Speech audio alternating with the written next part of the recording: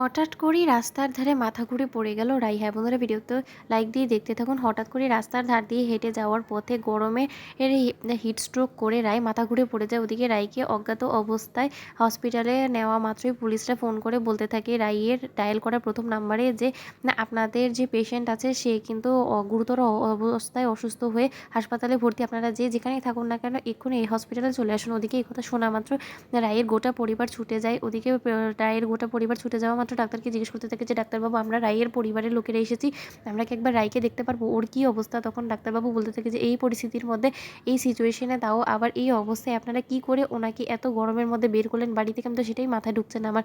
আমি তো মোটেও এই জিনিসটা মাথায় আনতে পারছি না যে এরকম একটা মানুষকে আপনারা কি করে পারমিশনটা দিলেন বাড়ি থেকে বের হওয়ার জন্য। তখন এই কথা বলা মাত্র রাইয়ের মা বলতে থাকে যে কী হয়েছে ডাক্তারবাবু, আমার মেয়েটা বাঁচবে তো? তখন ডাক্তারবাবু বলতে থাকে যে অবশ্যই আপনার মেয়ে বাঁচবে, কিন্তু তার শর্তে আপনাদেরকে যথেষ্ট পরিমাণে খেয়াল রাখা উচিত ছিল, কারণ ওনার এই অবস্থায় অন্তত এসব কাজ করাটা মোটেও উচিত হয়নি। তখন এই কথা বলা মাত্র রায়ের বৌমনি বলতে থাকে যে এই অবস্থায় মানিয়ে আপনি কি বলতে চাচ্ছেন ডাক্তারবাবু, আমাদের কাছে একটু পরিষ্কার করে বলবেন? তখন স্রোত বলতে থাকে ডাক্তারবাবু, আমিও একজন ডাক্তার হতে চলেছি, আপনি প্লিজ আমার সাথে একটু কথা বলবেন, আমি আপনার সাথে কথা বলতে চাই। আমার দিদিভাইয়ের এমন কী হয়েছে যার ফলে আপনি বলছেন যে সাবধানতা অবলম্বন করতে হবে? তখন এই কথা বলা মাত্র ডাক্তারবাবু বলতে থাকে কেন আপনারা কেউ জানেন না যে উনি কনসিভ করেছে, উনি মা হতে চলেছে, আর এই অবস্থার মধ্যে ওনাকে এরকম গরমের মধ্যে রাস্তায় ধারে হাঁটতে দেওয়াটা আপনাদের মোটেও ঠিক হয়নি, সেটাই আমি বলছি। তখন এই কথা শোনা মাত্র রায়ের বৌমনি অবাক দৃষ্টিতে ডাক্তারবাবুর দিকে তাকিয়ে থাকে, আর রায়ের মা বলতে থাকে ডাক্তারবাবু, আপনি সব কী বলছেন? আমাদের বিন্দুমাত্র এই সম্পর্কে কোনোরকম কোনো আইডিয়া নেই, আমার যতটুকু মনে হয় হয়তো বা ও জানেন এই বিষয়টা। তখন এই কথা বলা মাত্র ডাক্তারবাবু বলতে থাকে যে এখন শুধু আমি আপনাদের কাছে এতটুকুই রিকোয়েস্ট করবো যে ওনার যথেষ্ট পরিমাণে এক্সট্রা কেয়ার নেওয়ার চেষ্টা করুন। ওদিকে রায়ের কাছে ছুটে যাওয়া মাত্র রায়ের মা বলতে থাকে রাই রে, তোর এত বড় একটা সুখবর দিতে চলেছিস তুই আমাকে, তাও আমাকে একবার তুই জানানো প্রয়োজন মনে করলি না? ওদিকে রাই বলতে থাকে কী খবর নিয়ে কথা বলছো মা, বলো তো? ওদিকে স্রোত বলতে থাকে দিদিভাই, তুই এমন অভিনয় করছিস যে তুই কোনো কিছুই জানিস না, তুই মা হতে চলেছিস, তুই তো এটা খুব ভালো করেই জানিস তাই না? তুই তার জন্য তো দিয়ে বৌমনিকে জিজ্ঞেস করেছিলিস ফোন করে কনফার্ম হওয়ার জন্য, কিন্তু তার সত্ত্বেও তুই আমাদের কাছ থেকে লুকিয়ে গিয়েছিস।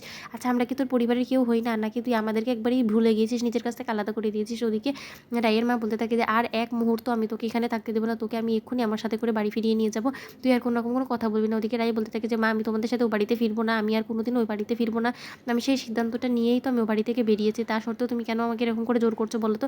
তখন রায়ের বৌমনি বলতে থাকে যে রাই, তখন তুমি একা ছিলে, এখন তোমরা দুজন, তোমার ভেতরে একজন ছোট্ট শিশু বড় হচ্ছে, তার তো এক্সট্রা কেয়ার নিতে হবে, আর তুমি একা থেকে কত কিছু সামলাবে বলো তো? এমনিতে বাড়িতে থেকে তো তোমার কম অশান্তি সহ্য করতে হয় না, আর এই অবস্থাতে যথেষ্ট পরিমাণে স্ট্রেস ফ্রি থাকতে হবে। আর যাই হয়ে যাক না কেন, এটা তোমার প্রথম বাচ্চা, তুমি তো এত কিছু জানো না, তাই তোমাকে আর যাই হোক না কেন আমাদের নজরে নজরে রাখাটা আমাদের দায়িত্ব। তখন যদি অনির্বাণ শুনতে পায় যে তোমাদের কোনো রকম কোনো আমরা কেয়ার করিনি, তখন কী মুখ আমরা দেখাবো বলো তো? তখন এই কথা শোনা মাত্র রাই বলতে থাকে দোহাই তোমার বৌমনি, প্লিজ অনির্বাণকে এই খবরটা জানিও না, আমি তোমাদের কাছে আদর করে রিকোয়েস্ট করছি। তো বন্ধুরা, ভিডিওটি ভালো লাগতে থাকলে লাইক, কমেন্ট, শেয়ার করে সাবস্ক্রাইব করতে ভুলো না।